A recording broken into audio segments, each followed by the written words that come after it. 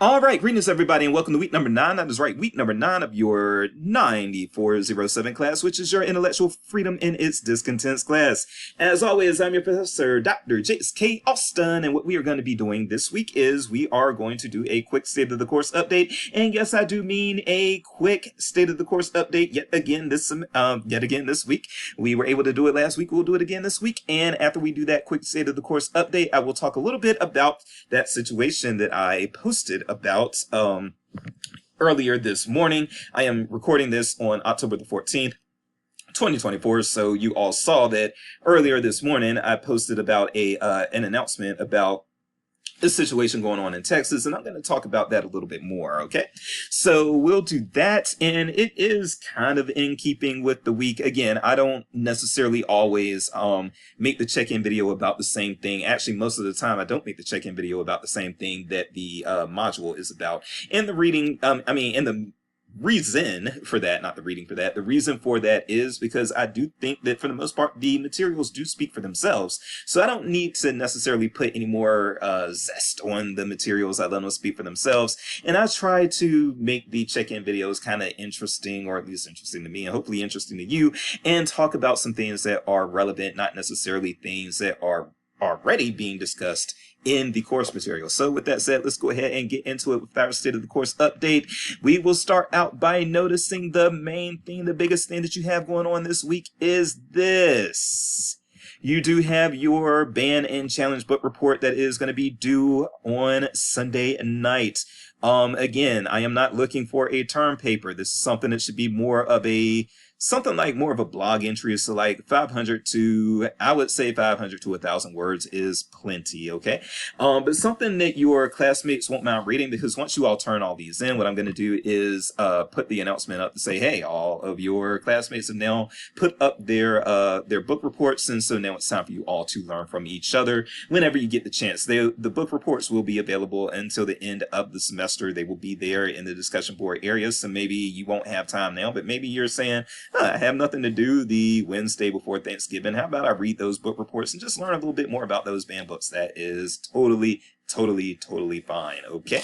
But yes, make sure that your banned book report is something that your classmates wouldn't mind reading, and that means do not write a term paper. Write something that is fairly concise and informative, but concise, and that way it will feel more like a blog or something that is more of an enjoyable read, okay? And by the way, yes, if you are interested in switching books, and I did have one student switch books, so if you are interested in trading with a classmate, or you know of another challenged or banned book that you want to do instead of the one that was assigned to you, as long as it's not something that one of your classmates has also been assigned, then I am willing to hear you out, and I may allow you to make the adjustment. So with that said, yes, that is that for that. And the next thing that I want to mention as far as state of the course update, and then we'll pretty much be done, is going to be, that we have the we do also have our intellectual freedom in juveniles module and discussion board prompt to do this week. All right. That is actually pretty much it for the state of the course update. We really don't need to go into anything else. You all are doing fine, and I'm very pleased with the class. By the way, Leanne Lord, I don't know if I mentioned this last week in the check-in video or not, so if I didn't, Leanne Lord says she enjoys y'all a lot as well. She just said what a wonderful bunch of students, and don't get me wrong, she probably also enjoyed the previous class, and she just didn't email me saying I really enjoyed that group, but she did that with you all, so that could, I would think, be a good thing, and speaks very highly of you all. And again, I am very pleased with how the class is operating right now. So with all of that said, let's not belabor that anymore. Let's go ahead and look a little bit about talk a little bit about that situation going on in Texas.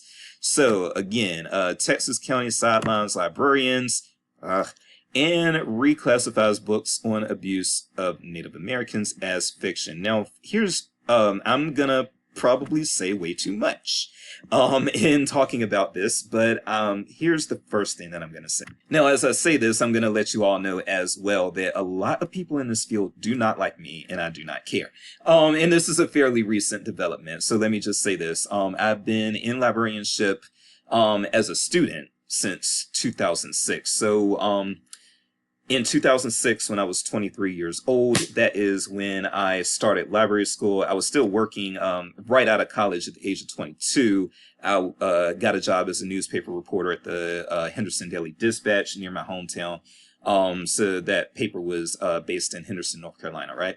So I worked at the Henderson Daily Dispatch from ages 22 to 25. So I was a newspaper reporter from 22 to 25, but I was also in graduate school, in library school from ages 23 to 25, working on a master's in library science degree. I love journalism, but for those of you who have been journalists, and a lot of librarians are former journalists, they will tell you it pays terribly. So anyway, yes, former newspaper reporter, but I've been in this field since I would say, because I count when I actually entered library school is when I entered the field. So I have been in this field since 2006. So I've been in this field for 18 years, nearly 20 years. And I have done a lot of work. And I have also seen a lot of BS. And I've decided that now that I am no longer 23, now that I'm 41, and librarianship has taken my best years from me, now I feel that I have earned my dues and I get to talk. And when I talk about things, a lot of times one of the things that I talk about a lot is how Black people are treated, how Black librarians are treated, and how Black library users are treated. I talk about that a lot, and that has made me quite a few enemies, even among other Black people in this field, because I'm just very unapologetic in how I do it, because let me just say it like this. I came in on a diversity scholarship in 2006 and was told that, hey, the library field needs everything to change, and it's so non-diverse, and we need you to do this work and be a change agent. I had a special class in library school that was just about how I needed to change stuff, and the other scholarship recipients needed to change stuff. And then as I worked in the field, what I realized was that the people who were already in the field were not serious about this change, and what it really was a grant initiative, and you'll find this as well, is really about grant initiatives. There's not so much change that happens in libraries due to a lot of this research, but it is something that people get to put stuff on their CVs and say, hey, I got a grant in order to do this, or I got a publication by doing this, and so forth and so on. Where am I going with this? Well, here's where I'm going with it. So I had a very, very, very, and I'm still on it, and I will never get off of it, to be honest with you, but I had a very negative reaction to the presidential race, ALA presidential race a few years ago between my mentor, Kelvin Watson, and his opponent who won, who was Emily Drabinski. Now, Emily, and I've met Emily, I've known her for a while, actually. She and I don't like each other, and there are a lot of again, a lot of people don't like me, a lot of people don't like her. It's just something that happens in this field, to where if you make moves, people are not going to like you. So the first thing that I want you all to remember is that if you are going to be an advocate, and we do have an advocacy assignment even later on in the semester, but if you are going to be an advocate and you're going to do this work, then you are going to make some enemies in this field, just like with any field. But librarianship can be kind of cultish, in my opinion. So people in libraries, you'll find a lot of librarians say explicitly that all of their friends are librarians, and they go to conferences because that's their social life, is going to library conferences. Now, me personally, it used to apply to me, and that's one of the things that's scary about it. But then I had a wife and a kid, and I realized, oh, there's so much more to life than libraries. But a lot of my colleagues are not there. Where am I going with this? So where I'm going with that is Emily Drabinski, who overall is, I'll concede, a very nice person, and she's very well liked, even though there are a lot of people that don't like her. There are a lot more people who do. And what I would say is she made a very poor decision.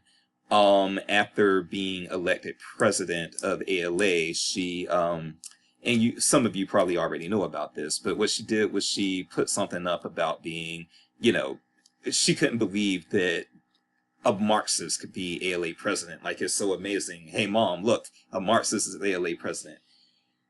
And that, what she did by doing that was she wedded our field basically to Marxism, to our enemies, to people who oppose libraries. And that opened up a door for a lot of BS to happen. Now, one of the things that's bad about librarianship being so white, I'm just going to put this out there, and this is something that, again, has gotten me enemies, but it is the truth. librarians don't really think about how their actions can be interpreted by people who are not white. And one thing that you will find is that a lot of the Hispanic and a lot of Asian people in this country who are like first generation, second generation Asian or Hispanic families, or even migrant families, they had some really rough experiences with what was called Marxism in their previous countries. Okay, people who were from places like Vietnam and Laos and Cuba and those sorts of places, and I've known those types of people. I went to Meadowbrook High School in Richmond, Virginia. That was the only high school in a large district that did ESL. So I basically went to, for 4 years, we had to make it work. We were the only black high school in the district, and so they put ESL with us basically so the other 8 high schools in that district could stay white. We were the 9th high school. We were the only black high school. And they were like, well, that's the black high school. Put the ESL people over there too. You know how racism works. Anyway, having said that, I learned a lot as a teenager as to how you exist in these diverse settings with people who are white and people who are black and people who are indigenous, and then also people who are migrants and come from various places. And a lot of librarians, they come from places where they just did not have that experience. You'll see that. You'll learn very quickly when you deal with librarians that a lot of librarians came from lily white suburbs, or they might have had other people in their suburbs, but they were who weren't white, but they still kind of, it wasn't what I grew up with. Let me just put it that way. And so one of these things that I don't think Emily Drabinski thought about, and all of these white librarians who are going around now talking about Marxism, one thing that I don't think they think about is how Hispanic and Asian people feel about that. Because it is not good to, you can say, let me put it this way. You can tell people who come from those countries, like you can tell a Vietnamese American, hey, what your family experienced in Vietnam with a party that identified itself as a Marxist party, what you experienced over there is not really Marxism. That is what white librarians will, in my opinion, condescendingly tell people who actually lived these issues abroad. And that's not what you do.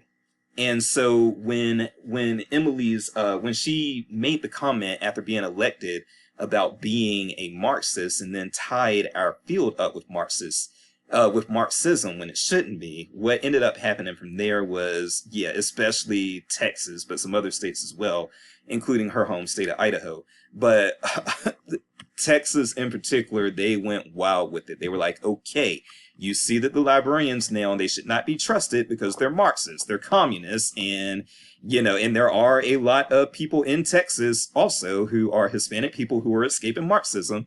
And now you've got those people who are sympathetic to causes against the library. And again, people still don't realize this. I've said this in various conferences and social media and stuff like that, and the white librarians a lot of times are still not getting it. Okay, so we've got this field now tied up to Marxism. Okay, this is going to be a 20-minute video, not a 15-minute one, I'm sorry. But yes, so when you do all of that, I said all of that, and I know it was long-winded, but I came back here to say Texas is now a place where librarians really don't have any clout or respect at all, because they took that Marxism stuff and they ran with it. They disaffiliated their state library with the American Library Association. It was terrible, right?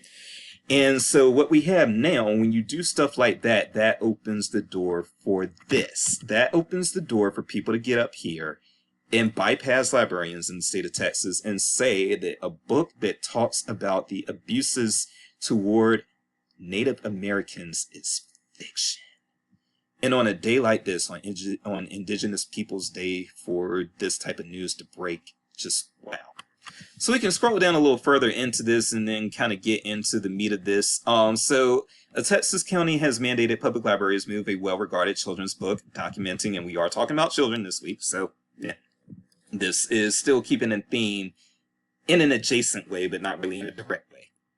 But this is a well-regarded children's book documenting the mistreatment of Native Americans in New England.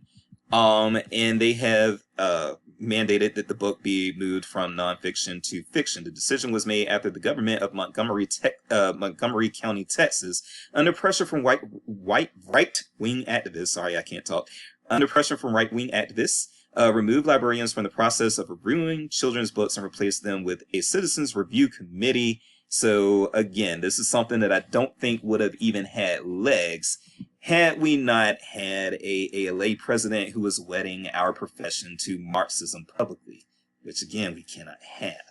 And that wasn't, I do need to also clarify that that wasn't her intent. She tweeted this out upon her victory, talking about she was a Marxist and that, yeah. But still, when you are the American Library Association, it has thousands of members nationwide, and it's one of the biggest lobbying entities that you'll find. And so, yes, when you are the president of a lobbying entity like that, you cannot go around wedding the profession or that entity to Marxism, okay? So yes, you wed the profession to Marxism, and then what happens is the blowback is a very conservative state like Texas coming to the conclusion that librarians need to be bypassed and we actually need citizen review committees to determine what goes into the library. And trust me, those people do not have the education to do that. And so that library is going to, if there's no intervention within this, library in Montgomery County, Texas is going to be a mess in a few years because they're going to have all sorts of probably nationalist stuff that probably says that, like white nationalist stuff that says the Indians and Native Americans gave them the land and we as black people wanted to be slaves. They'll find that type of material. They will. And it is because, again, we had somebody in an ALA presidential role who gave them the ammunition to say, we do not need to listen to these librarians. They're Marxists. What are you thinking? All right. So as you can see here in September, the book was challenged by an unknown person. It was ordered to be moved on October the 17th in accordance with the public records. And from there, a book that has been described as a true story is now being treated by this Texas library as not a true story. This stuff is fact, not fiction. This is a factual statement, not a fiction statement. And so I will read it because it is a factual statement.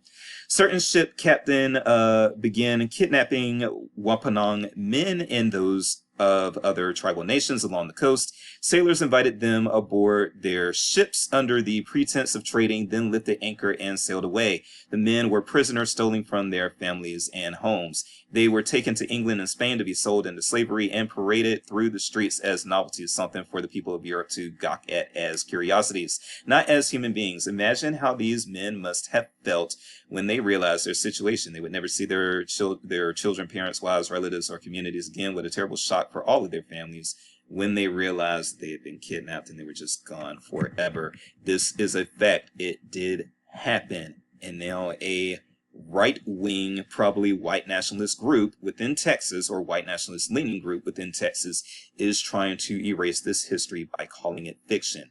This should, for one thing, give you some context as to how important the work that we do is.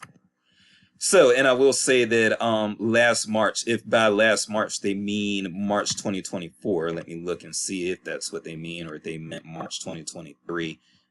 Yes, they meant March 2024. So yes, Emily Drabinski was still ALA president at this time. And so, yes, during her time as ALA president, that is when this move was made to remove librarians from the decision-making process. And again, they had the ammo. The ammo was given when you tie the association to Marxism. So now they have the ammo to remove librarians from the decision-making process, and that is exactly what they did. It used to be that the librarians were part of the advisory committee, 5 librarians, 5 community members. Hell, I wouldn't want the community members up there. I would just say 5 librarians. But as a result, there are just 5 non-librarians, and that becomes binding, and their decision is what ultimately goes, okay? And then the worst part of this is that Montgomery County, okay, this might even go to 25 minutes, I apologize, but let's look up Montgomery County, Texas, really quick, just to see our demographics. I'm going to assume that this is, okay, right. Okay, hold on. All right, so as you can see here, this is likely a conservative county as well. So it's in the area of Houston. I forget what county Houston is in, but this isn't the county that Houston is actually in. But as you can see, Houston, I believe, is actually a liberal city. I know Austin is a liberal city, and then I know that I know that Dallas and El Paso and not San Antonio, but El Paso and Dallas lean kind of conservative, but I think Houston and El Paso also lean kind of leftist. If I'm wrong about this, please let me know if you are from Texas. But as you can see here, when it comes to Montgomery County, these from 1972 on, this has been a county that has been leaning Republicans. This is a conservative county, right? So the issue with this is in a conservative county like this, and it's a big county. That was that population was over 600,000 people, so that is a big county, but it's a big conservative county. And when you find yourself in this situation with a big conservative county like this, making a move like this, nobody's going to be able to check this, folks. Nobody is going to be able to check this. This is probably going to endure unless there is like some sort of state level measure that prevents these libraries from doing this. Or prevents this county from doing this. And I don't see that happening, especially not in a state like Texas. So I consider this a loss, and a loss that I don't really know how we fight back against. I hate to say tuck and run and just hold the L, as we say, but this might be a hold the L situation. How do you reverse this? How do you get librarians back in the decision-making process in Montgomery County, Texas? I'm not sure that you can.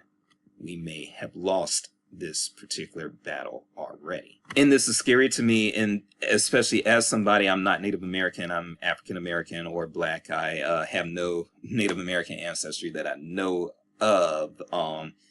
That's a long story for another day, but I'm going to leave it right now as I don't have any that I know of. But what I am going to say is the indigenous people did go through some abuses, and I'm not gonna, another thing that white nationalists and white supremacist people like to do is they try to pit Black and indigenous people against each other. They try to, a lot of times they'll point out to Black people that a lot of indigenous people did in fact own Black slaves as well, and then they'll point out to, or try to tell indigenous people, hey, yeah, you're owed, but these Black people, they would be in Africa if it weren't for us, so they're not owed anything.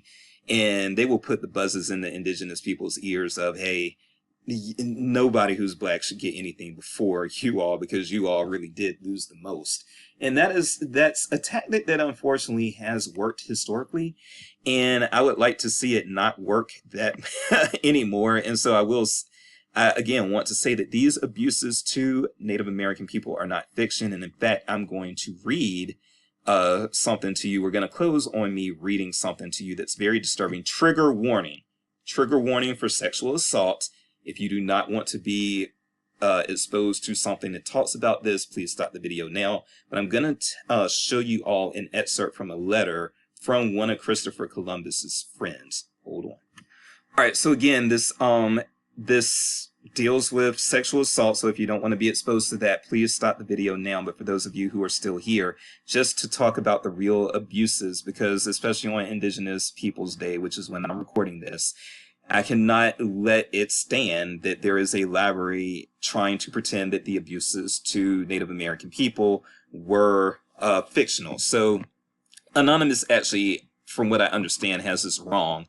It's not an excerpt from a letter that Christopher Columbus wrote to his friend Michel de Corneille. It is the opposite, is what I've been told. And if I learn otherwise, I will try to correct that as well. But this is apparently a letter to Christopher Columbus, not a letter Christopher Columbus wrote. However, that doesn't matter. Let's read the content. While I was in the boat, I captured a very beautiful Carib woman whom the said Lord Admiral gave to me. When I had taken her to my cabin, she was naked, as was their custom. I was filled with a desire to take my pleasure with her and attempted to satisfy my desire. She was unwilling and so treated me with her nails that I wished I'd never begun.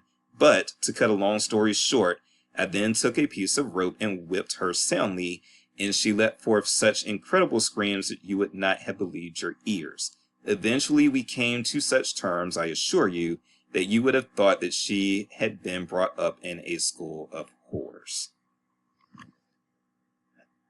That's not fiction, folks, and we can't let anybody act like it is. We cannot let the abuses that the people who have suffered in the past, we cannot let those be dwindled or dwittled down to just being quote unquote works of fiction. We cannot let them get away with this, okay? Cannot let it happen. And we as librarians do have a role in preserving this truth and fighting for it. I am Dr. Jace, and what is happening here is a freaking disgrace. And I want to say the F word, I normally would, but I'm just too tired to put the mustard on it tonight. You all take care.